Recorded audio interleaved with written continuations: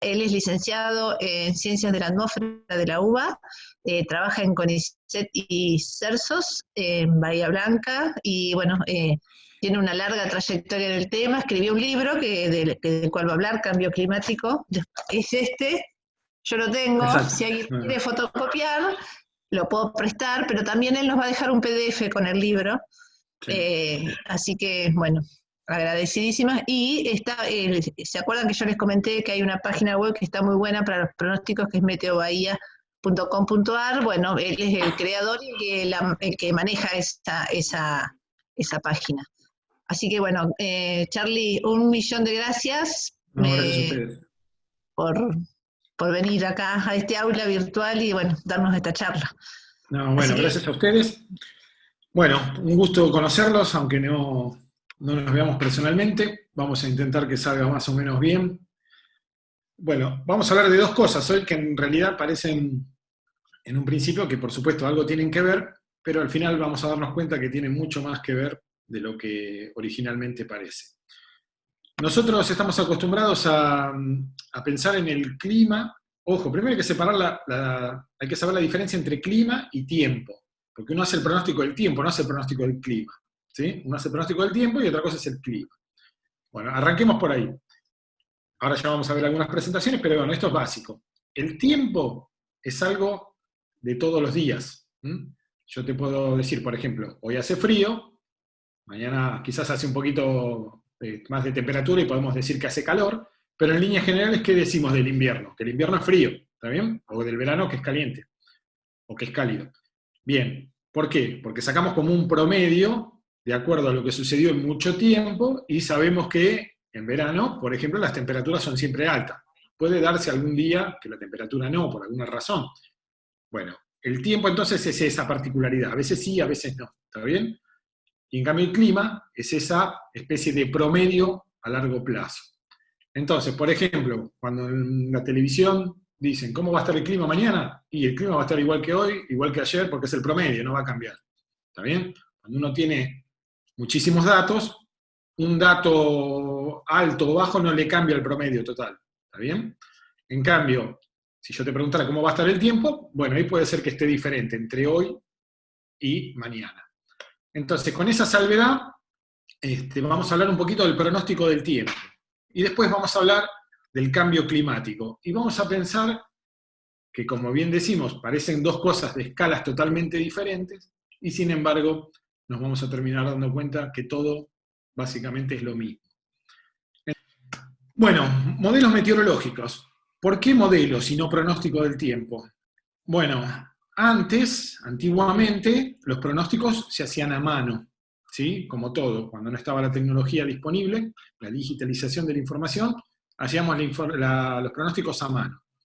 Hoy los hacemos a través de modelos meteorológicos. Primero, ¿qué es un modelo? Un modelo meteorológico es un software, es como comprar, no sé, un paquete de Excel, un paquete de, no sé, por ejemplo, los que han tenido matemática, hay un programa que se llama R, que uno puede programar y hacer cálculos, MATLAB, no sé, cualquier planilla de cálculo. Bueno, básicamente un modelo meteorológico es un programa en el cual le instalamos la forma de resolver las 6 ecuaciones que dominan la atmósfera y el resultado, que por supuesto es un archivo numérico, lo vamos a presentar de distintas maneras, en forma gráfica, en forma de tablas, en forma de mapas, o bien algunos otros formatos electrónicos, como para dar la información de alguna manera un poco más amigable. Pero básicamente un modelo meteorológico es un software. Bueno, y vamos a ver que hay muchas particularidades con esos software, ¿no? Bien. Primero, entonces, los modelos meteorológicos, como bien decimos, son abstracciones matemáticas, es decir, son hojas de cálculo, de representaciones de un mundo real, porque ¿qué es lo que queremos hacer siempre que hacemos un modelo para tratar de simular algo? Es tratar de capturar las características fundamentales y después algunas particulares para que aquello que queremos representar sea lo más parecido posible a la realidad. Entonces nosotros estamos tratando de, a través de algunas ecuaciones, de alguna manera representar el estado de la atmósfera, ya sea en el presente o en el futuro, de la manera más parecida posible a la realidad. Bueno, y esa representación va a depender de en qué escala nos estemos moviendo. Si nos estamos moviendo en un mundo de 2 dimensiones o de 3 dimensiones. Por ejemplo, si uno mira un mapa, es un modelo de 2 dimensiones, ¿no? Me muevo por latitud y longitud, pero nunca tengo altura, ¿sí? Entonces, depende del resultado final que quiera, cómo va a ser el tratamiento de las ecuaciones. Después, además, el modelo meteorológico es un conjunto de algoritmos, está compuesto por un conjunto de algoritmos matemáticos que resuelven algunas ecuaciones, en este caso, las fundamentales de la atmósfera, en un entorno que es computacional, ¿está bien? Y, como decimos, la representación final puede ser a través de mapas, a través de tablas, escalas, en fin, distintas formas. Estos modelos de predicción pueden ser implementados a través de técnicas numéricas. ¿Cómo le digo a la computadora que haga, de alguna manera, esas cuentas que tengo que resolver para que me pueda pronosticar? Bueno, esas son técnicas numéricas, que representan la atmósfera mediante el uso de algunas observaciones. Esas observaciones pueden ser reales, es decir, que hubo una persona que las midió, o bien pueden ser de otro tipo de observaciones, como pueden ser las indirectas. Por ejemplo, los satélites, los radares, los lidares, cualquier otro mecanismo que no sea la observación directa, sino sea a través de un sensor remoto, es una técnica indirecta de observación, pero también es válida, ¿sí? Los modelos meteorológicos nos van a dar, por lo tanto, como resultado un pronóstico, que me va a describir cómo está la atmósfera hoy, en este instante, y cómo va a evolucionar hacia el futuro. Y esa evolución puede ser a corto plazo, a mediano o a largo plazo. Bien, a corto plazo estamos llamando, bueno, no sé si se ve el mouse, pero digamos, de lo que decimos como nowcasting. Fíjense, en inglés pronóstico es forecast. El nowcast sería prácticamente cómo es el pronóstico para ahora, para dentro de 10 minutos. Es prácticamente en tiempo real, casi lo más parecido al tiempo real que tenemos. Eso es muy útil, por ejemplo, en Estados Unidos, en la zona de los tornados. Cuando se acerca el tornado a una ciudad, se corre, digamos, este tipo de modelos y nos puede decir, dentro de la ciudad, qué barrios van a estar más afectados que otros, con un lapso de media hora. Y esa media hora termina siendo clave para desplazar los recursos antes de que venga el tornado, ¿no? Es decir, ya apostamos a la gente de defensa civil en algún lugar más próximo, digamos, a donde van a estar, o donde va a pasar el epicentro del tornado, para que inmediatamente después no tenga tanto problema en desplazarse una vez que se haya ido, digamos, este fenómeno. El nowcasting entonces es un pronóstico que le podemos dar como un tope entre 0 minutos y 6 horas en el futuro. Después, en realidad, perdón, horas en el futuro. El pronóstico normal, uno lo hace con algunas horas de anticipación. Ustedes, por ejemplo, ahora a las 12 de la noche van a ver el pronóstico del Servicio Meteorológico Nacional, de algunos otros centros de investigación en estos temas, pero en realidad fue ejecutado algunas horas antes. Y porque, bueno, lleva un sinnúmero de cálculos que, ante cualquier eventualidad, siempre hay necesidad de volver a ejecutar alguna otra simulación, por lo tanto se corre algunas horas antes. Entonces el pronóstico a corto plazo puede estar desde 5 horas hasta 7 días en el futuro. Me va a dar esa evolución, cómo va a evolucionar la atmósfera en las próximas horas y además con un umbral en el futuro de casi 7 días. Cuando hablamos de pronóstico a mediano plazo, sería, por ejemplo, un pronóstico para la semana que viene. No estoy mirando, digamos, lo que va a pasar en los próximos días, sino ya un horizonte un poco más lejano. ¿Y por qué 15 días como tope? Y no 21, por ejemplo.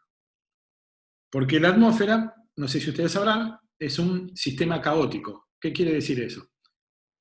Que no siempre es predecible. Hay un grado de predicción y un grado de derivado, digamos, de cuestiones aleatorias.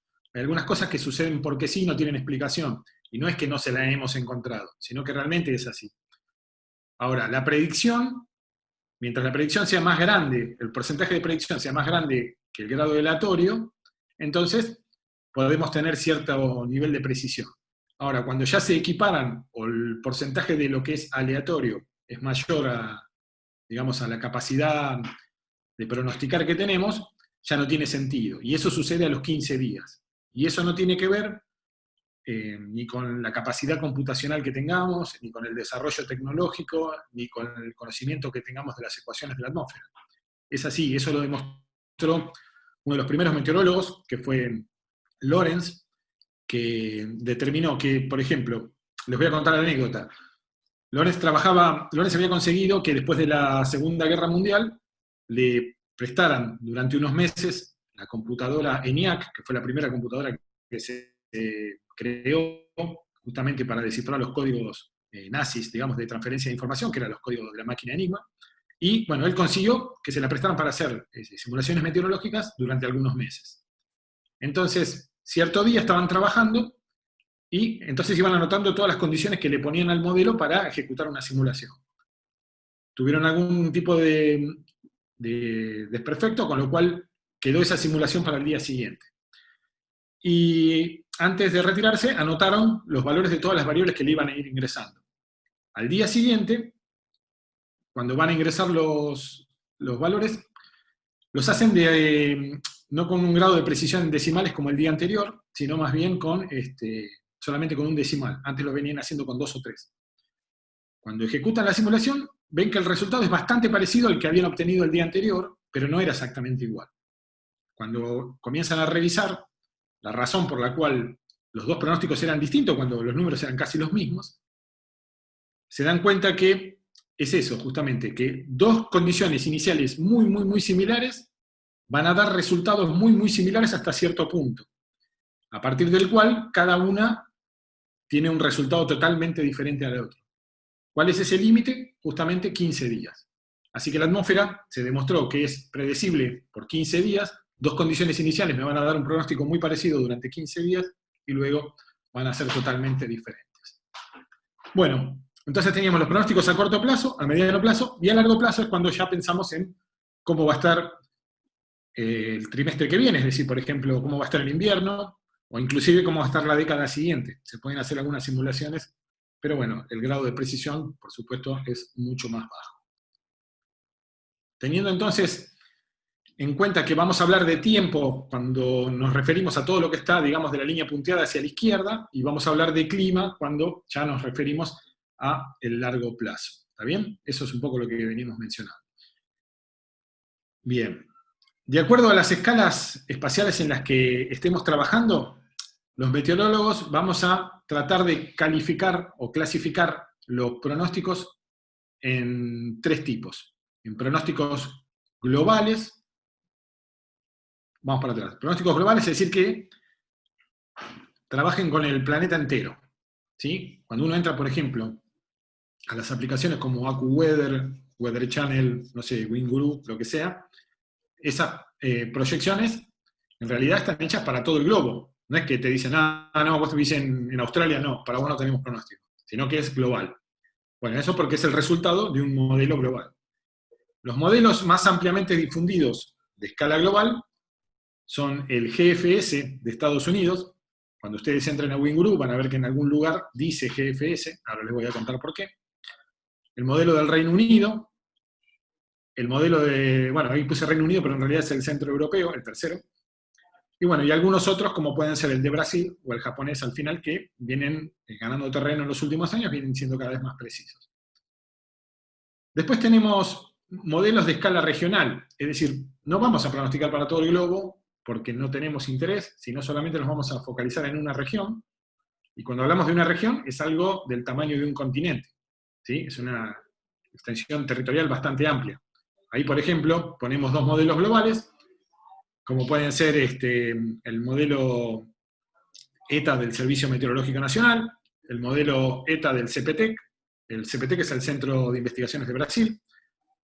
Hay un modelo que es el WRF del Centro de Investigaciones del Mar y la Atmósfera, que es un lugar, digamos, que queda en la Universidad de Buenos Aires, que depende del CONICET. Y bueno, y después algunos otros más, el MM5 de Brasil, o inclusive Uruguay ahora viene trabajando con un modelo propio, así que también viene haciendo pronósticos para todo Sudamérica. Podemos ser inclusive más específicos, como decíamos, si vamos a pronosticar para un tornado, no vamos a hacer no nos interesa todo Sudamérica, nos interesa solamente la ciudad o un conjunto de partidos, por ejemplo, de la provincia de Buenos Aires, sobre los cuales pensamos que podemos tener problemas. Y ese entonces van a ser pronósticos locales. nosotros en el CONICET tenemos un pronóstico local y además un pronóstico, para eso para Bahía Blanca específicamente, y además tenemos pronóstico, digamos, para todo lo que es la República Argentina, que no es de alguna manera regional, aunque tiene una extensión bastante interesante, no es regional, llega a ser más bien de características locales. Y otro muy importante, por ejemplo, es el modelo WRF, que han instalado en el Instituto de Meteorología Técnica en México. Tenemos demasiada información para procesar. ¿Por qué? Porque, veremos, para hacer un pronóstico, lo primero que piensa la gente es, los datos de las estaciones meteorológicas te sirven para pronosticar el futuro, cómo va a estar las distintas variables en los próximos días. Y lo cierto es que no, solamente me sirven para determinar cómo está ahora la atmósfera y para determinar si el pronóstico se cumplió, pero no me dicen nada del proceso que puede haber en el medio. Sin embargo, para que el modelo funcione, como una planilla de Excel, ustedes para que haga algún cálculo, ustedes le tienen que ingresar primero los números. Las fórmulas pueden estar ya en la planilla, pero ustedes necesitan, digamos, los números. Esto es lo mismo. Necesitamos ingresar los datos de las distintas variables meteorológicas de cada uno de los puntos donde hay información, y el modelo, digamos, de alguna manera, haciendo o resolviendo esas ecuaciones, nos va a determinar en el futuro cuál va a ser el valor de cada una de esas variables. Los modelos meteorológicos, no, me quedó eso de demasiada información para procesar. Bueno, los modelos meteorológicos van a tener una componente que me va a describir la atmósfera, lo cual es lo fundamental que tienen, justamente. Pero la atmósfera, en su parte inferior, tiene, por ejemplo, interacciones con el suelo, ya sea el suelo de de los océanos, o de los ríos, o de los mares, o, por ejemplo, directamente el terreno que puede ser diferente, puede ser terreno de montaña, puede ser terreno desértico, terreno que ha sido arado o que no ha sido arado y tienen características diferentes, o puede ser, por ejemplo, el manto de lo que es la criósfera, es decir, los mantos de hielo permanentes, como pueden ser la Antártida o los glaciares, y entonces la interacción entre el suelo y la atmósfera va a hacer que se realice algún intercambio energético. Entonces a nuestro modelo le debemos poner, no solo si vamos a trabajar a escala global, a escala regional, sino después también, para poder resolver las ecuaciones, le debemos decir si vamos a trabajar con qué tipo de suelo, o en cada porción de mi modelo, qué esquema de suelo le voy a poner, para que los intercambios de energía sean lo suficientemente precisos para que el pronóstico sea de mejor calidad. Lo mismo en el tope de la atmósfera. Vamos a tener que decirle qué tipo de interacción vamos a tener con la energía solar que vayamos a recibir. Eso lo vamos a ver después en un ratito. Entonces, para que un modelo meteorológico tenga todos los condimentos necesarios para tener cierta buena performance, vamos a necesitar que sepa representar el ciclo diario de energía del Sol, ¿sí? Es decir, la noche, el día, el cambio de energía, los ciclos estacionales, que sepa distinguir entre verano e invierno y las estaciones intermedias, que sepa el modelo desarrollar nubosidad, ¿sí? Pensemos que la nubosidad nosotros la vemos en algún lugar, pero no se originó necesariamente ahí. El viento la transportó y se originó en otras regiones. Entonces, el intercambio energético entre el suelo y la atmósfera nos va a dar una clave importante para ver cómo podemos, de alguna manera, representar esa nubosidad. Tenemos además que los gases que están en la atmósfera no están distribuidos de forma homogénea. Por ejemplo, el oxígeno está cerca de la superficie, pero a medida que avanzamos en altura, ya el oxígeno tiene una proporción mucho menor. Y hay otros gases que a su vez van ganando proporción respecto a cómo es superficie. Pensemos, por ejemplo, en los alpinistas que van al Himalaya y no pueden, o en general, la mayoría no puede hacer la escalada sin oxígeno, digamos, por medio artificial, ¿no? Porque justamente el contenido de oxígeno a esa altura ya es mucho más bajo de lo que realmente necesita el cuerpo humano para funcionar adecuadamente. Entonces necesitamos tener, eso es el límite dentro de los cuales consideramos que la atmósfera tiene cierto comportamiento homogéneo parecido a lo que es superficie, lo llamamos la capa planetaria. Tenemos otra región donde el modelo también tiene que saber de alguna manera explicar los gases de efecto invernadero y cuál es su interacción con, digamos, las distintas porciones del terreno al cual vamos a pronosticar. Tenemos que tener una buena parametrización de la cobertura de hielo del planeta, cómo es el ciclo hidrológico y además cómo es el transporte de calor en los océanos.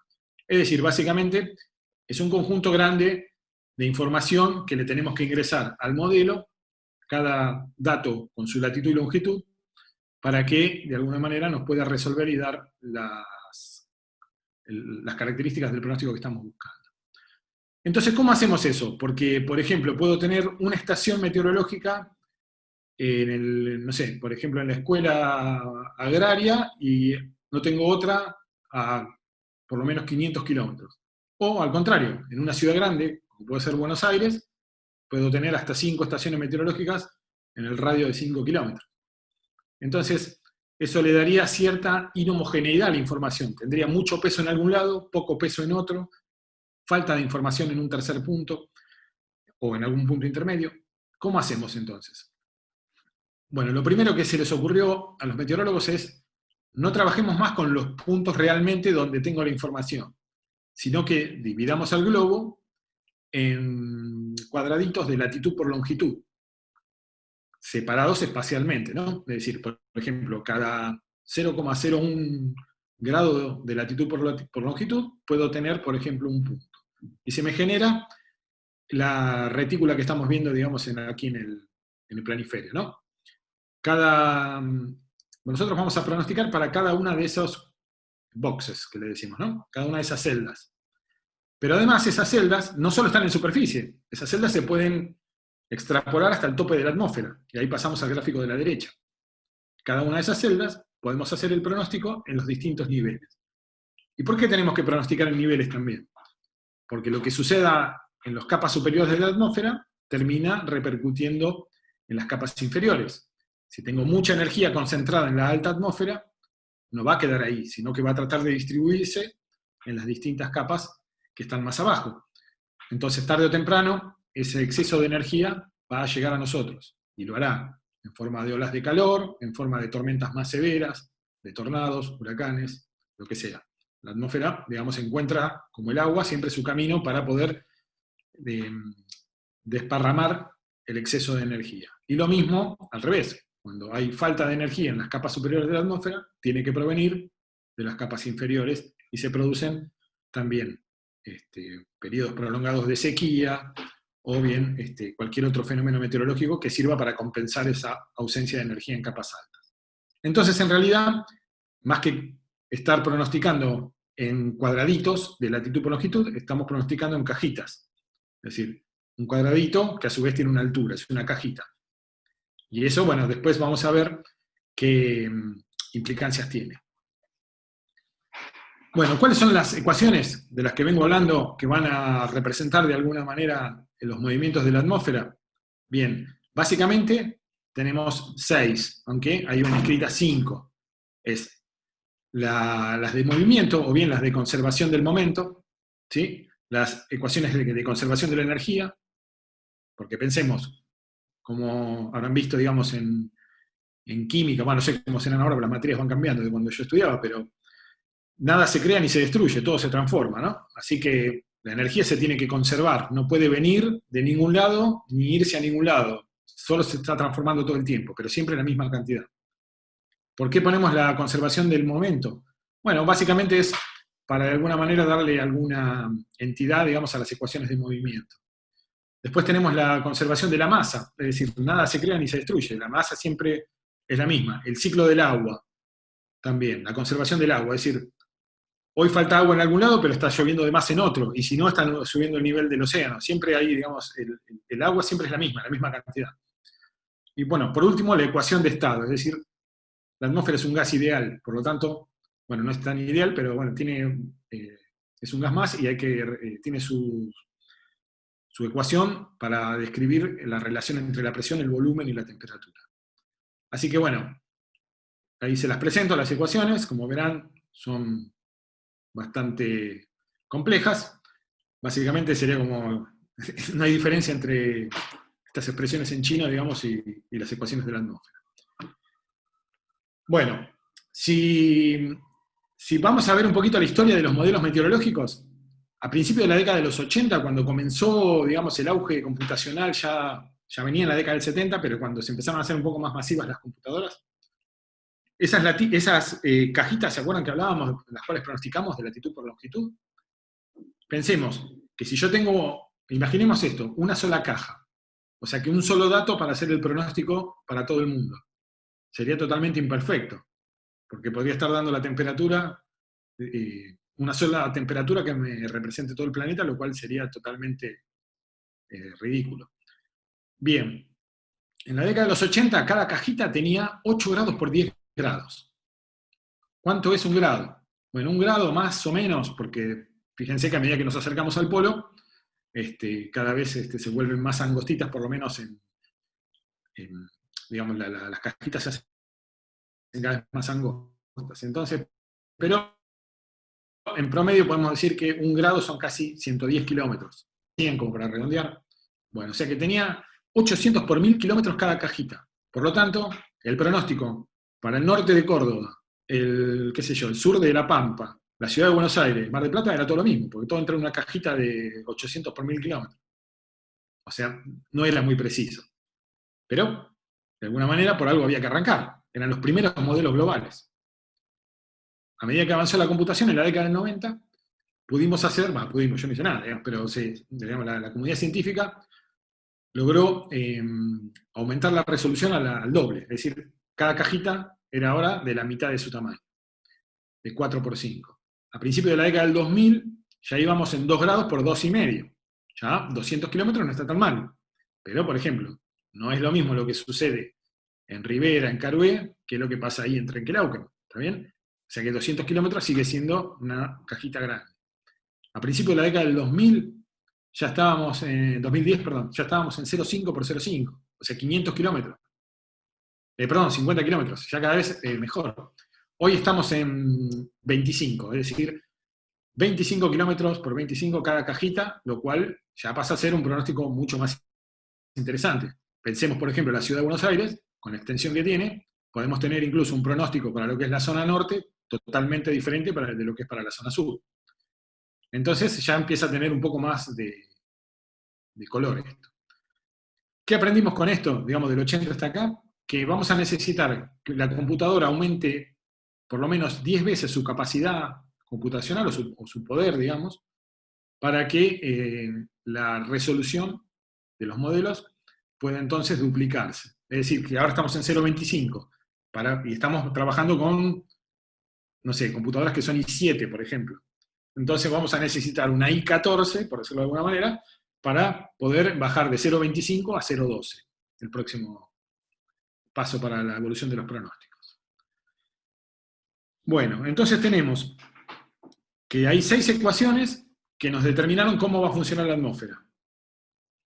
Y que esas ecuaciones las vamos a resolver para cada una de esas cajitas que dijimos que en este caso tienen 12 kilómetros por 12 kilómetros, o 0,25 por 0,25, lo que no se nos ocurra. Ahora, yo esas ecuaciones se las tengo que traducir a la computadora. ¿Cómo hago?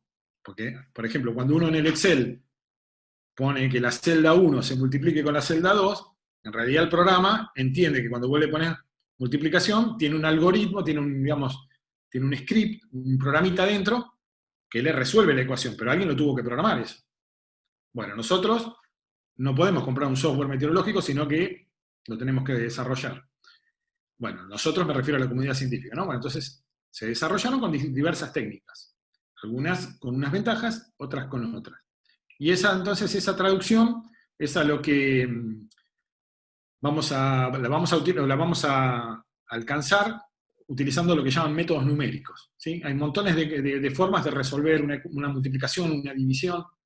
Pensemos esto. ¿Qué pasa cuando trato de dividir un número por 0?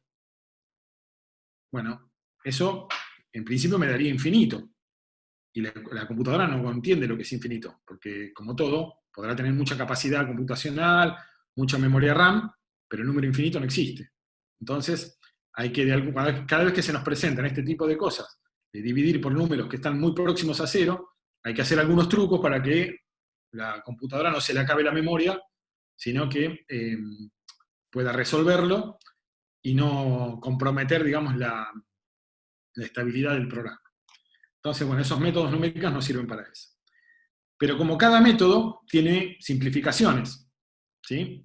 Si uno quisiera, por ejemplo, cuando uno hace los ejercicios de física del secundario o de la universidad, cuando uno dice, bueno, imaginemos un móvil, un auto que cae por una pendiente, uno no pone cómo es el auto con toda su geometría, es decir, si tiene baúl, no tiene baúl, cómo son las cuatro ruedas. Uno directamente considera que el auto es un puntito, que no tiene ningún problema de aerodinámica y que va a caer en forma constante. Es una simplificación y nos da un número. Después, en la realidad, si vemos que ese número no es del todo preciso, empezamos a esas simplificaciones a ver cuál no es correcta y tratar de encontrar un resultado más exacto. Pero si digamos, el resultado final es muy parecido a la realidad, por ahí nos conformamos con eso y no nos quedamos con que esas simplificaciones son buenas.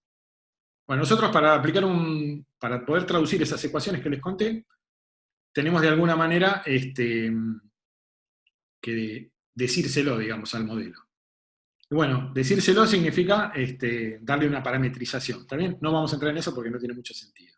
Pero una parametrización, digamos, es una forma matemática de poder expresar los procesos físicos. Cuando yo le digo, mira, la nube se forma porque se evapora el agua y qué sé yo, bueno, no es qué sé yo, ni es más o menos así, sino le tengo que dar las ecuaciones.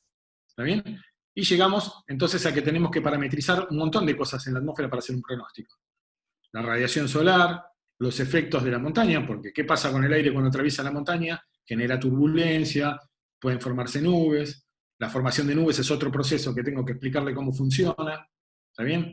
La energía que llega de la atmósfera se puede dispersar, existe el intercambio de calor entre el suelo y la superficie que puede producir evaporación. Bueno, tenemos también, la radiación afecta, digamos, de alguna manera a las partículas que están adentro de las nubes. Bueno, se produce una sucesión de procesos que hay que, de alguna manera, explicárselos al programa para que lo pueda resolver. Bueno, veamos esto, por ejemplo. Esto es una simulación o una parametrización de cómo es el crecimiento de una nube. Eso sería si lo viéramos de arriba, por ejemplo. Cada una de esas crucecitas que estamos viendo acá, estas crucecitas, podrían ser el centro o el límite de las cajitas de las que veníamos hablando que vamos pronosticando. Una nube arrancaría como un punto en una cajita, pero se iría, de alguna manera, dispersando o ampliando su radio de acción a otras cajitas más. ¿Está bien? Y en cada una debemos entonces no solo resolver qué pasa horizontalmente, sino qué pasa también verticalmente. ¿Está bien? Y además tenemos otra evolución que es el tiempo, como vemos que va corriendo, ¿está bien?, en el vértice derecho. Bueno, tenemos entonces que dentro de la nube, además, se producen procesos microfísicos, es decir, el agua puede evolucionar y quedar solamente como gota suspendida, o bien puede depositarse. Y puede hacerlo en forma normal o en forma de granizo.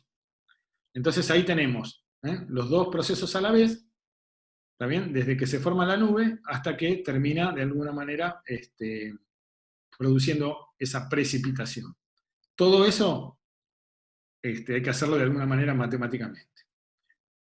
Cuando terminamos, ¿cómo vamos a representar entonces la información? Bueno, la información a nosotros nos va a venir en un archivo de texto, sí, de texto básicamente, con números, ¿no?, pero de texto.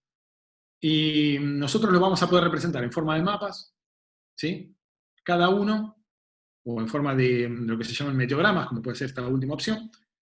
Cada centro de investigación o cada centro meteorológico lo va a representar de la manera que lo considere más adecuada, o a veces de alguna manera se han popularizado algunas formas de representación, lo que hace que ya sean como estándares, ¿no? Veamos entonces, a ver si me sale, cuál sería la idea final. Uno lo podría presentar en un mapa, a ver,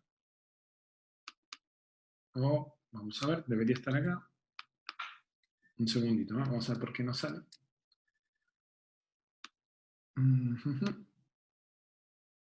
El códec no está disponible. Bueno, no, se los debo para la próxima, pero debería andar porque recién cuando hice la prueba andaba. Ahora después vemos si es por la presentación. Bueno, en síntesis, vamos a avanzar un poquito más. Teníamos los modelos globales y los regionales. Ahí tenemos las diferencias entre los dos.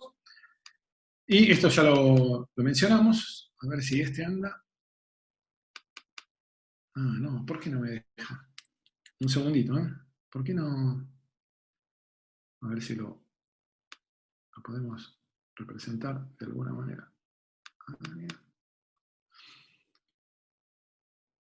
Teníamos, bueno, no, listo. No, perdón, vamos de vuelta acá. ¿Cómo trabajamos nosotros en CONICET? Ahora voy a ver si puedo encontrar las imágenes que no se representan. Era una representación de los modelos meteorológicos. ¿Cómo trabajamos nosotros? Bueno, llegamos al punto entonces en que tenemos que los modelos, primero son una representación de la realidad, lo más aproximada posible. Para aplicarlo necesito computadoras con alto poderío, necesito determinar la región a la que voy a pronosticar, dividir los datos, ponerlos en una serie de retículas, ¿sí? De cajitas de latitud por longitud, porque es ahí donde voy a pronosticar. Necesito decirle cada una de las ecuaciones de la atmósfera, pero además cómo resolver cada una de esas ecuaciones que tienen complejidades matemáticas. Y el resultado es entonces una tabla, un mapa, un gráfico, digamos alguna forma de poder visualizar la información o el resultado final de ese modelo. Hasta ahí estábamos en la década del 2000. ¿Qué pasó en los últimos 10 años? Nos dimos cuenta que los modelos podían ser muy buenos, pero que eran mejores todavía cuando los combinábamos. Un modelo solo está perfecto, te da con su grado de exactitud un resultado, pero si vos los mezclás, el resultado final es mejor que el mejor de todos ellos, en forma individual. ¿Se entiende? Todos juntos, el resultado es mejor que cualquiera de ellos en forma individual. Y entonces ahí empezaron a aparecer lo que se llaman ensambles. Cuando ustedes escuchan la palabra ensamble meteorológico, quiere decir que hay muchos modelos que se están combinando y cada uno está dando la mejor versión de sí mismo para que el resultado final sea mejor que cada uno de ellos en forma individual. Entonces, lo que hace, por ejemplo, el ENCEP de Estados Unidos, el ENCEP es como el Centro Nacional de Predicciones Meteorológicas, ¿no? Tiene un ensamble que está formado por 21 miembros, es decir, tienen 21 modelos diferentes, o el mismo modelo con 21 configuraciones diferentes, que además tiene 19 niveles en la vertical. ¿Se acuerdan que hablamos de que se pronosticaba no solo en superficie, sino también en altura? Y tiene una resolución de 25 kilómetros, como hablamos, de 0 a 25, ¿no? Cada 25 kilómetros me está dando un pronóstico diferente. Y además lo ejecutan 4 veces por día. También está el modelo, por ejemplo, del CPTEC de Brasil, que no tiene la capacidad del otro, ¿no? Por supuesto. Pero tiene 16 miembros, 21 niveles en la vertical, 33 kilómetros de resolución, y en vez de correrse 4 veces por día, se ejecuta 2 veces por día. Tenemos el ensamble del modelo de australiano, con 11 miembros, ven que van bajando la calidad, ¿no? 11 miembros, 7 niveles en la vertical, y una resolución de 50 kilómetros. Y, bueno, se corre 2 veces, a las 0 y a las 12Z, ¿no? La hora Z es la hora del meridiano de Greenwich. Todos los modelos del mundo corren a la misma hora para poder tener justamente todos, usar la misma información y poder combinarlos después los resultados. Y bueno, veníamos bajando en calidad, nos llegamos al modelo del Instituto Cersos, que es donde trabajo yo. Es un solo modelo, somos pobres. Tenemos 21 niveles verticales, una resolución de 10 kilómetros, ahora le hemos bajado a 5. Y también aumentamos las salidas diarias, tenemos 4, a las 0, 6, 12 y 18 horas. ¿Y qué hacemos nosotros? Nosotros mezclamos la información de estos modelos, el norteamericano, el de Brasil, el australiano y el propio, y obtenemos como resultado lo que publicamos en Meteo Bahía. Ahora les dije que para Bahía en particular estamos en 3 kilómetros, es decir, cada 30 cuadras tenemos un pronóstico diferente. ¿Vale la pena? Porque uno me dirá, ¿cuánto puede cambiar? Y bueno, quizás en temperatura, por supuesto, no cambie mucho. En viento puede cambiar, porque, por ejemplo, la zona, bueno, el que no conoce Bahía Blanca, pero hay una zona, la zona portuaria cercana, es Ingeniero White, y está entre el centro de Bahía Blanca y la costa hay 8 kilómetros. Entonces podríamos tener, por ejemplo, casi 3 salidas diferentes del modelo. Y sabemos que el viento en la costa siempre es mucho más fuerte que en las regiones más hacia adentro. Por lo tanto, tiene cierta utilidad. Después, por ejemplo, también tenemos que la lluvia no es uniforme. El viento y la lluvia son las dos variables que no son uniformes. Entonces podemos tener que llueve mucho en un barrio y en el barrio de al lado llueve mucho menos. ¿Está bien? ¿Alguna vez se preguntaron por qué? Cuando ustedes ven en un satélite, por ejemplo, la nubosidad, la ven como un conjunto, ven una mancha y listo. Y en realidad, la tormenta son muchos núcleos de lluvia que son individuales, pero se están moviendo en conjunto. Entonces eso le da la idea de continuidad, porque el tope de una nube se mezcla con el tope de la otra y le da cierta continuidad. Pero en realidad son núcleos individuales, que se formaron en distintos momentos y que por lo tanto tienen mecánicas totalmente distintas. Y además, pensemos, por ejemplo, que una puede pasar por dentro de una ciudad, con lo cual recibe más calor desde superficie, que otra quizás viene por el océano, que está pegado justamente a la ciudad, y no recibe tanta energía. Por lo tanto, el proceso de una será distinto, o el tiempo del proceso de una es distinto al de la otra, y nos termina dando que llueve más en algún punto de la ciudad que en otro, o bien que los vientos son distintos digamos, en algunos barrios respecto a lo que puede ser en la zona costera. Nosotros, en el modelo, este año lo extendimos a todo el país, y tenemos 4 actualizaciones por día, tenemos casi 400 localidades sobre las cuales estamos pronosticando, y en realidad uno, por ejemplo, podría extender esto hasta 5.000 puntos, digamos, ¿no? Es lo que nos da la capacidad computacional. Quizás el día de mañana, si tenemos una computadora mejor, podremos extenderlo más. Por ahora estamos alrededor de 400 localidades, tenemos entonces todavía como para seguir adelante. De esas 400 localidades, 285 están ubicadas, digamos, en el sudeste bonaerense, porque el modelo arrancó primero para pronosticarlo en Bahía Blanca nada más, porque era una cuestión de probar si lo habíamos instalado bien. Después, ya que estamos, empezamos a pronosticar para las ciudades cercanas, después lo extendimos a todo lo que es el sudoeste bonaerense, que son 12 partidos, ahí donde están las 285 localidades, y después, bueno, dijimos, ya que está, ya hicimos el esfuerzo, vamos por todo el país. Entonces, lo extendimos, pero nos falta, estamos en ese proceso ahora. Nosotros no nos quedamos solamente con el pronóstico de darte temperatura, no sé, viento, lluvia y cómo va a estar el cielo mañana. Tratamos de generar productos que sean nuevos o bien tratar de dar alguna respuesta a las problemáticas locales, porque de alguna manera ese es el fin del pronóstico.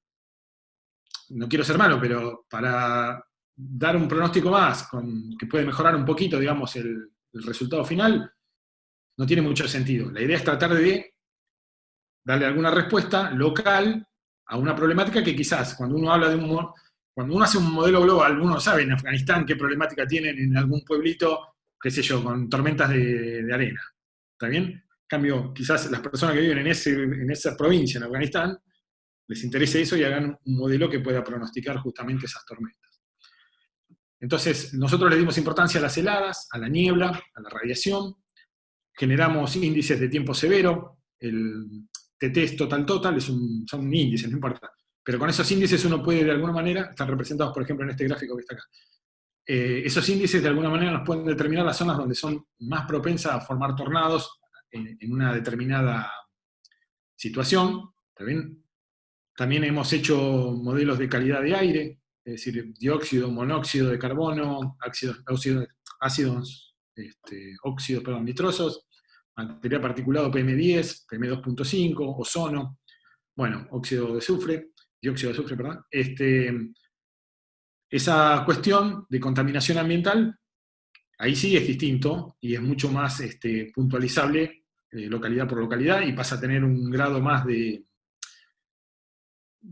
importancia, ¿no?, que el modelo básico de temperatura y precipitación. Bueno, en algunos puntos de la provincia de Buenos Aires tenemos la suerte de tener estaciones meteorológicas que miden la humedad en el suelo en distintas profundidades, lo cual nos puede de alguna manera determinar el grado de evaporación, el grado el punto de degradación que tiene cada una de esas localidades, o el suelo en esas localidades, por supuesto acoplado a otra información, no solamente con eso. Y bueno, hemos hecho también pronósticos puntuales, por ejemplo, para el problema de la vena fatua. Hemos hecho un simulador de crecimiento animal vinculado al crecimiento de pasturas. Las pasturas crecen por una cuestión meteorológica y después, de acuerdo a la calidad de las pasturas, el INTA ya ha tenido un resultado realmente interesante. Ese es el proyecto AgroSim. Hemos tratado de estimar lo mejor posible o hacer mejoras a la predicción, o a la proyección, perdón, de la lluvia con información satelital. Y bueno, y después cuando estaba de moda el tema de los rayos en la playa, ¿no? ¿Se acuerdan? Lamentablemente hubo algunos casos fatales. Bueno, ver si se puede, ese es un punto donde la meteorología tiene bastante para avanzar, que es la detección temprana de tormentas que pueden venir con alto riesgo de generación de rayos, ¿no? Bueno, en fin, la idea es que uno piensa en pronóstico y siempre piensa en 2 o 3 cositas, la temperatura, la lluvia y nada más, y si va a estar nublado. En realidad hay mucho para explotar. Las salidas, como les dije, pueden ser gráficas, como estas que les mostré. Estas mismas se pueden hacer en formato Google Maps, ¿no? O presentarlos como otras páginas, como puede ser Windy o Ventusky o cualquiera de esas. En realidad la información es la misma, como se presente, digamos, le da un plus a los ojos y hace que suene más interesante.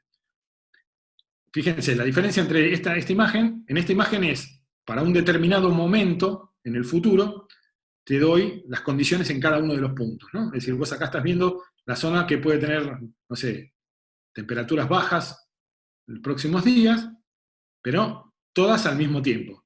En cambio, en esta, es para un determinado lugar, cómo va a evolucionar en el tiempo la temperatura o las distintas características, ¿no?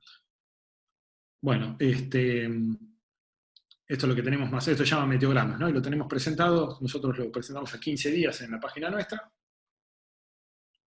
A veces se pueden hacer en forma de animaciones, se pueden calcular, por ejemplo, riesgos de olas de calor o riesgos de olas de frío, ¿no? A veces la helada meteorológica no coincide con la helada de algún cultivo en particular, ¿no? Uno podría pensar en quizás por ahí para la papa, la cebolla, las temperaturas son distintas, la helada meteorológica es a 0 grados, quizás para estos productos estemos entre 2 y 4 grados como límite para que el cultivo se vuelva o se queme, ¿no? Bueno, pronóstico de nieblas, etc. Después la forma de presentarlo, como les digo, dependerá del objetivo final, ¿no?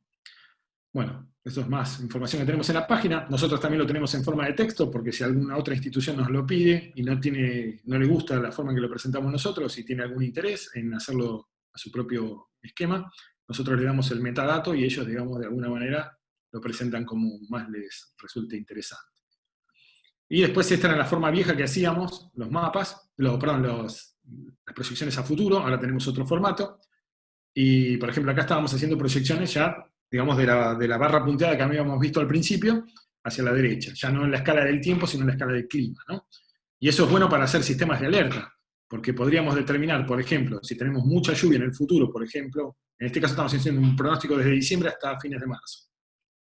Si uno esto lo va repitiendo en el tiempo, cada 10 días, y va viendo siempre que al principio de marzo tiene problemas con lluvia, probablemente, entonces, ya tiene 3 meses de anticipación como para ir teniendo alguna política común, para poder resolver ese problema, ¿no? Es decir, puede servir como un sistema de alerta. En fin, bueno, más formas de lo mismo. Y no solo esto es útil para lo que es meteorología. Nosotros hemos hecho trabajos, por ejemplo, con la Secretaría, ahora creo que volvió a ser el Ministerio de Energía, la verdad no, me perdí, pero era Secretaría de Energía, pasó a ser Ministerio, bueno, ahora no sé. Lo hicimos en aquel momento, la Secretaría de Energía, hicimos una proyección. Ustedes piensen que el gas de consumo residencial tiene un alto grado de dependencia de la temperatura. Ustedes, o la mayoría de nosotros, todos los días utilizamos el gas, por ejemplo, para lo que es cocción, es decir, todos los días cocinamos algo, o lo hacemos bastante seguido.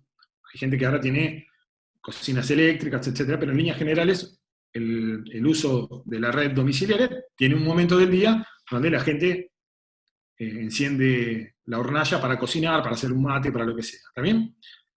Pero después tenemos un tema con el consumo de gas en los meses invernales. hay dos escenarios. El primero es, si hace mucho frío, ¿qué haces? Prendés la estufa y la dejas encendida todo el día. ¿Está bien? En piloto, en mínimo, en máximo, dependerá entonces del grado de frío que tengas en tu casa o las temperaturas que tengas afuera. Pero, ¿qué se ha demostrado? Que, por ejemplo, cuando esto es un comportamiento típico argentino y este mismo tipo de estudios se han hecho en otros países y los números han cambiado un poco. Cuando la temperatura mínima es menor que 5 grados y cuando la temperatura máxima no supera los 10 grados, el pico de consumo de gas se dispara. Es porque la gente lo prende y lo deja encendido. ¿Qué pasa? El día de mañana, quizás la temperatura ya a nivel local, la temperatura meteorológica aumente un poquito y quizás, por ejemplo, hoy tuvimos un día frío, mañana ya quizás no tanto. Pero ¿qué pasa? Tu casa quedó fría. Entonces vos mañana igualmente dejás todo encendido, ¿no es cierto? Porque quizás, por supuesto, tenés frío y esperás, te vas al trabajo, lo dejas en piloto o lo dejas en mínimo, etc. Bueno, todo ese tipo de ecuaciones o de consideraciones se volcaron en un modelo que nos dio el patrón de consumo para cada una de las 12 regiones en las cuales se divide el gas en la Argentina, de acuerdo al proveedor y al distribuidor. Y hemos tenido un resultado realmente interesante, como les decía, con la Secretaría de Energía, y el clima no, pero sí la temperatura, y lo que sería el tiempo, fue el factor determinante para poder captar el comportamiento del consumo de gas residencial. Lo mismo se hizo en verano para lo que es el consumo eléctrico. Pensemos, todo el mundo prende el aire acondicionado cuando hace calor, cuántas horas, cuánto tiempo, a qué temperatura. Bueno, se determinó también un modelo bastante similar. Bueno, ahí tenemos algunos resultados que los puse solamente a modo de contarle nada más qué se puede hacer y que no nos quedemos solamente con que el pronóstico es algo para informar cómo va a estar la temperatura. Esta es la energía cuando hacemos el consumo eléctrico, esta es la potencia del consumo eléctrico. Y bueno, una vez que hemos visto todo esto, me sale de alguna manera una pregunta, por lo menos a mí. Yo les voy a hacer una pregunta a ustedes. Primero, ustedes van al médico mañana, les hace un chequeo general y no les dice, el jueves a la tarde, a las 5, vas a estornudar. Y el sábado a las 2 de la tarde te va a picar la nariz. Y no sé, el domingo a las 3 de la mañana te va a doler un poco el brazo. Vos vas al médico y lo único que te dice es lo que ya tenés. ¿Está bien? Uno ve, saquemos a los economistas por un segundo, cualquier otra rama de la ciencia te explica lo que ya pasó. ¿Está bien? La meteorología, en algún punto tiene una similitud con la economía. La meteorología es la única ciencia que se aventura al futuro, porque el meteorólogo vive del futuro, no vive en el presente. Siempre está pronosticando. Bueno, y además, no solo ve el futuro, sino que además le pone un número, porque todos los días le estamos poniendo un número al futuro. 14 de mínima, 24 de máxima, viento del oeste a 15 kilómetros por hora, tal porcentaje de cielo cubierto, tantos milímetros de lluvia, tal presión. Todo el tiempo estamos poniéndole números al futuro. Los economistas, que tienen cierto parecido, no dicen tanto, mañana el dólar a 14, pasado mañana a 14,3, sino que es en líneas más generales, ¿no? Bueno, sí, va a aumentar el dólar, o va a aumentar tal cosa. Nosotros le ponemos todos los días un número al futuro, ¿está bien? A montones de variables, no solamente a una, a muchas variables. Entonces, ¿por qué tanto nos critican cuando no coinciden nuestros pronósticos con la realidad? Ninguna otra disciplina mira el futuro y pone tantos números. Ahora, nosotros lo hacemos porque somos valientes y después encima nos tenemos que escuchar las críticas de la gente, ¿está bien? ¿Ninguna otra disciplina se arriesga tanto o sí? Bueno, les dejo esa inquietud y quise contarles de alguna manera qué es el mundo de los modelos meteorológicos y de los pronósticos, ¿está bien? Porque uno ve el pronóstico, abre Winguru o no sé cuál utilizarán ahora, y dice, qué lindo el mapa, mañana 14, después mañana hace 12 de máxima, no, la verdad que me pegan un desastre. Bueno, es muy complejo el mundo de los pronósticos, como vieron, hay que agarrar la información, las ecuaciones, la resolución, los niveles, cómo mezclamos los modelos, todo, y bastante bien da con todo ese proceso. ¿Está bien? Y aprovecho entonces para contarles algo último, cómo es el tema de WinGuru, de AccuWeather, no sé, Ventusky, las que ustedes estén mirando. Los servicios no todos los países del mundo pueden tener un modelo meteorológico. Es muy probable que todos los países del mundo tengan un científico que se dedique a la meteorología, pero lo más probable es que no todos tengan los recursos para tener un modelo meteorológico. Pensemos que el modelo no es una computadora, son muchísimas computadoras trabajando en paralelo. Les iba a poner una imagen de la NOAA, que es el Centro de Investigación de Estados Unidos. Son pisos y pisos de computadoras trabajando en paralelo. Entonces, si uno siempre piensa en la ciencia como un mundo donde todos colaboran, después cuando se vuelve científico se da cuenta que no, pero básicamente podemos decir que en ese punto sí hay colaboración. Es decir, se sabe que hay países que no pueden tener modelo meteorológico propio, entonces los centros más poderosos del mundo otorgan sus pronósticos gratis para que cualquier otro centro de investigación, o bien los centros de estos países que no tienen la posibilidad, puedan hacer uso de ellos y puedan modificarlos como para personalizarlos a su realidad, ¿no? Entonces, lo que hacen todas estas aplicaciones, de hecho yo les conté que también lo hago, es tomamos los modelos de Estados Unidos y cada uno, o el de Brasil, o el de Japón, o el de Australia que les había mencionado, cada uno lo trata de personalizar a su realidad. Como les dije, si yo tuviera que pronosticar para Afganistán, no tengo idea de cómo es la problemática o las cuestiones locales, si hay todos los días a la tarde se genera una tormenta, ¿por qué cuestión? Digamos, no lo sé. Ellos tampoco saben las particularidades nuestras, del Pampero, no tienen idea de la brisa de mar y tierra que se produce en Bahía Blanca, el Sonda, para ellos es, nada, en Argentina es algo que queda muy lejos, ¿está bien? Entonces lo que hacemos nosotros es, a los resultados de esos modelos, los retratamos y le vamos adosando ese conocimiento que tenemos de cada lugar en particular. Y la idea es que los vamos mejorando. A veces los empeoramos, pero la idea es que los mejoramos, los pronósticos. Bueno, lo mismo hace WinGuru, Weather Channel, AccuWeather, cualquier página que ustedes quieran. Van a ver que en algún lado dice GFS. ¿Por qué? Porque ese es el modelo que tomaron, ellos lo personalizaron de alguna manera y obtuvieron un resultado supuestamente mejor al modelo crudo. ¿Está bien? Entonces, ¿a qué voy con esto? Si mañana AccuWeather da lluvia para el lunes, lo más probable es que todos los demás también den lluvia para el lunes, porque todos están tomando de la misma fuente. Alguno dará más milímetros que otro por la personalización, ¿está bien? Pero lo más probable es que todos den el mismo resultado. Ahora, cuando uno los mezcla de modelos de distintas fuentes, como hacemos nosotros, es decir, tomamos el modelo norteamericano, el australiano, el de Brasil y el nuestro propio, la idea es que quizás algunos de lluvia y otros no. Entonces, ahí empieza a haber una combinación de cuál es el mejor, qué grado de acierto han tenido, cómo es la mecánica en la cual las ecuaciones representan la lluvia, para ver con qué información me quedo o qué peso le doy a cada variable de cada modelo. Eso es un poco el trabajo que hemos hecho en los últimos años hasta que hemos largado, digamos, nuestro modelo propio. Así que bueno, no sé cómo continuar ahora, pero les dejo la chance de que hagan preguntas, espero que se haya entendido. La idea era tratar de traer alguna luz respecto a cómo funcionan los modelos meteorológicos y no crean que es tan fácil acertar, digamos, cómo van a ser los números de las variables a futuro.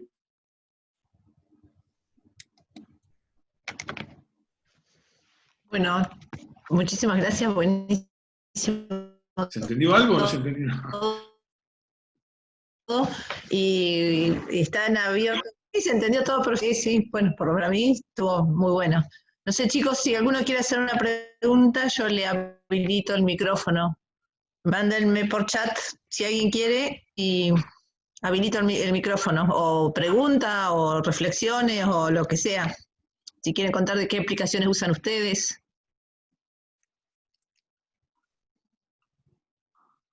No, bueno, yo tengo dos preguntas. ¿Puedo? Sí. Bueno, una es hablando de las aplicaciones que utilizamos habitualmente.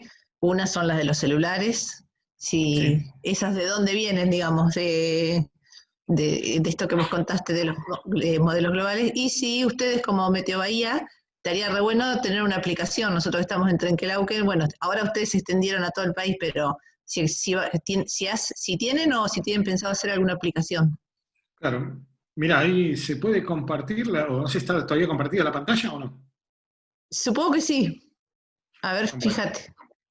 a ver, ahí, ahí, ¿no? Ahí está. Ahí Esta es la está. página de Meteo Bahía, ¿no? Nosotros teníamos una aplicación Android acá en Play Store. El tema es que cuando salió el Android 8, todas las aplicaciones anteriores les cambiaron los protocolos. Bueno, una cuestión es que no funcionan en Android 8, así que hay que pedirle Ah, al diseñador, vale, pedimos al diseñador que la haga nuevamente. Pero bueno, de paso les cuento un poco cómo es la página de Meteo Bahía, por si alguno tiene interés. Una sí, página de dale. pronóstico común y corriente, digamos, donde vamos a poner ahí Trenquelauquen, a ver. Este, tenemos entonces, el fondo cambia automáticamente de acuerdo al estado del tiempo. Y nosotros tenemos acá presentada la información para los próximos días. ¿Sí? Tenemos también una curva para que se vea más fácilmente. ¿Sí? Acá tenemos cada 3 horas cómo va a estar el estado del tiempo, qué estamos esperando, digamos. ¿Sí? Cada una de las variables va cambiando de acuerdo al estado del tiempo. Y después tenemos productos muy particulares. Acá tenemos, por ejemplo, a 15 días, en una tabla, cómo va a estar cada 3 horas el pronóstico para Trenquelauquen, por ejemplo. ¿Sí? Por ejemplo, de acá tenemos hasta el viernes 12. ¿Está bien? Fíjense, es bastante fresco la madrugada del viernes 12. Tenemos cómo va a estar el viento las próximas 24 horas, de qué sector y con qué intensidad. ¿Sí? Acá estaría cómo se vería Bien. esto, por ejemplo.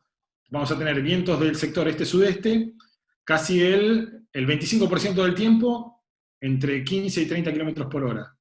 El otro 25% del tiempo a menor a 15 kilómetros por hora, después de las otras regiones, cada una con su porcentaje. ¿Sí? Tenemos información satelital para ver cómo vienen desarrollándose los sistemas a medida que se acercan a nuestro lugar. Acá se ve la provincia de Buenos Aires, ¿no? Y las nubes. Y después, si quiero ver cómo estuvo hoy, acá tengo un resumen de la temperatura. Bueno, todavía no llovió, así que no tenemos nada. El viento, cómo se fue su intensidad o la presión. ¿Está bien? Ahí Mm. tenemos entonces cada una de las variables que podemos ver. Y tenemos productos específicos, como bien decíamos, el proyecto AgroSim, que les mencioné, que hacemos con INTA, de crecimiento vegetal, de pasturas, y que a su vez están ligados con un crecimiento animal, modelos de calidad de aire, y bueno, ya cuestiones más bien interesantes para el campo, como puede ser cómo es el déficit ¿Podés hídrico. entrar a déficit? A ver. ¿Podés entrar ahí a ver qué hay? Sí, son mapas como este, por ejemplo. Bueno, esto es evapotranspiración real, esperemos que termine de cargar la imagen. Se ve que con la conexión, las dos cosas a la Miren, vez, chicos, que tarda un ratito. nosotros estuvimos trabajando pero con números, digamos, si está Claro, bueno. estas son mapas que están hechos con INTA, justamente. Vamos a ver, Claro, estoy viendo evapotranspiración real. Vamos a ver si puedo entrar. Acá está un poco explicada la técnica. Acá bien. se ve que se corta porque yo le aumenté el zoom ¿no? Están explicados los papers con los cuales la metodología de trabajo. Vamos a ver si pongo el otro. A ver. Me parece que está lento el déficit Puede hídrico. ser. Creo que tenía un error que decía, a ver. Está lenta por la conexión, pero bueno, después ustedes entren y van a estar, son mapas hechos para la provincia de Buenos Aires que uno después los puede regionalizar y sacar para su partido determinada específicamente cómo es esta variable en Y particular, ¿no? Después, estos productos lo hacen con instituciones que les demandan a ustedes claro, esa estos son información. convenios que se firmaron con INTA en su momento. CONICET e INTA tienen mucho trabajo en conjunto, hay muchos desarrollos. En teoría, cuando se formaron cada una de estas instituciones, el CONICET supuestamente era una institución netamente científica y el INTA era de alguna manera netamente práctica, ¿no? Aplica. Pero bueno, eso fue hace muchas décadas y la interconexión, por supuesto, que cualquier desarrollo científico tiene, la idea es que tenga después una aplicación concreta, y lo mismo al revés, hay una necesidad concreta de aplicar algo y bueno, hay que desarrollarlo justamente. Así que la relación entre INTA y CONICET es bastante extensa, con lo cual Bueno, se ve que no carga porque, bueno, ahí sigue dando vueltas, ¿no? Es por Sí, debe ser, sí, debe ser o puede estar cargado de conexión estar. dentro de Zoom. Después tenemos, por ejemplo, mapas de, bueno, de riesgo de granizo, ¿no? Acá están en blanco porque no tenemos riesgo en estos días, ¿ya? Pero bueno, se irían formando los manchones, digamos, a medida que haya chance de granizo. Vamos a poner, por ejemplo, el de nieblas, como para que sería Sí, parecido, que ya algo empezó parecido a a ver. esto. A ver, Sería algo parecido. Bueno, esto nos va dando cada 3 horas qué chance de niebla tenemos, ¿no? A ver. Pero bueno, ahí tenemos, ¿ven? Algunos núcleos, ¿los vieron? A ver, ahí, sí. ¿no? Bueno, Está bueno para la ruta, parecería lo para no mismo, nada salir. más que en granizo, pues si hay chance de formación de granizo, si no, por supuesto que no está.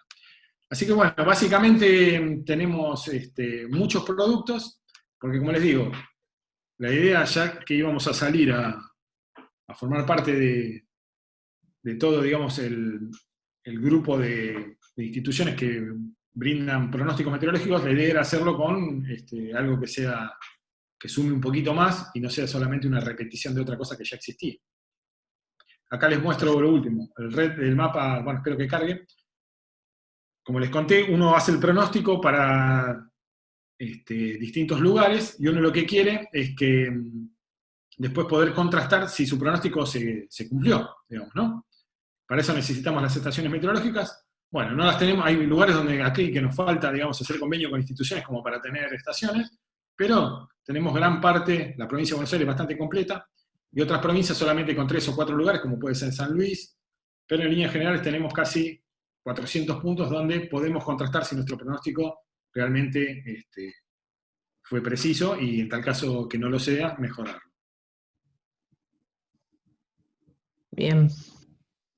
Acá tengo en el chat, a ver, eh, Viviana Echenique dice, para todos muy linda charla, gracias Charlie. Y después de Bahía Blanca hacia todos dice, ¿se sabe cuál es la posible causa de que las tormentas vienen avanzando y llegando a las puertas de Bahía o Punta Alta, se desvían o se debilitan? Se dice que es por el polo petroquímico, o es Claro. posible que tenemos para el oeste y noroeste. Bueno, ahí cerca de, un poquito más al norte, lo que es la zona de Rivera, también ahí le echan la culpa, ¿no? Que las tormentas se desvían por la cantidad de sal que hay en el terreno. Bueno, en Bahía Blanca particularmente, para aquellos que no saben, cuando uno ve el mapa satelital, ahora vamos a ver esta imagen satelital, vamos a agrandar, Bahía Blanca está aquí, ¿no? Las tormentas se forman generalmente al sur de Mendoza, y bueno, la distribución, digamos, la forma en que se distribuye las ondas en esta región, hacen que tengan una trayectoria desde el sur de Mendoza, sur de La Pampa, y lleguen a la provincia de Buenos Aires entrando justamente por Bahía Blanca. ¿Qué sucede? Vienen las tormentas formándose y uno, cuando está en Bahía, dice, bueno, listo, en 3 horas llueve. Cuando están a 50 kilómetros se desvían hacia el norte unas y hacia el sur otras. Y después se vuelven a juntar a la altura de Claromeco, como salteando a Bahía Blanca, ¿no? Entonces la gente asocia la actividad del polo industrial, del polo petroquímico, toda esa, digamos, cantidad de químicos que tiran a la atmósfera, como algo que de alguna manera interactúa con la humedad y con digamos, con las partículas de agua que se van formando para que termine no lloviendo, ¿no? Y lo cierto es que estudios científicos al respecto, primero que no hay, y lo poco que hay, que no termina de ser del todo profundo, no terminan arrojando resultados significativos, ¿no? Uno no parece descabellada la idea que la gente tiene asociada, pero para eso se necesitaría un estudio científico profundo, hacer lo que se llaman radiosondeos, es decir, lanzar globos meteorológicos con sensores que van transmitiendo cada, no sé, 10 segundos la información de cómo está la atmósfera en los distintos estratos, y hacerlo en repetidas oportunidades, ya sea antes de la tormenta, a unos kilómetros corriente arriba de la tormenta, otros kilómetros corriente abajo de la tormenta, para ver algunas modificaciones en estos patrones, ¿no? Cada uno de estos globos sale $110, no creo que tengamos la posibilidad de hacer muchas campañas, y bueno, eso de alguna manera entonces termina impidiendo que se haga un estudio serio, ¿no? Solamente con información satelital, si bien es importante, no termina siendo lo suficientemente alta la resolución de la información que se tiene como para sacar una conclusión. Como te digo, de entrada no parece descabellado pensarlo, pero lo cierto es que en la práctica no hay forma de poder comprobarlo. Bien. Bueno, no hay más preguntas. No sé si alguien tiene alguna otra pregunta. Si no, no sé, Charlie, si querés hacemos un descanso de 5 o 10 minutos y seguimos. ¿Querés continuar? ¿A qué hora toca la campana? Ya más de un alumno que está pidiendo que toque la campana. Muchas gracias por la respuesta, dice From, de Bahía Blanca. No sé quién es. No, está bien. Gracias a vos por preguntar. No, yo no tengo problema. Espero que el público no se haya aburrido. Si no sabemos si no preguntan o ya no quedó ninguno conectado. Pero bueno, eso nos entendemos No, después. sí, todavía están.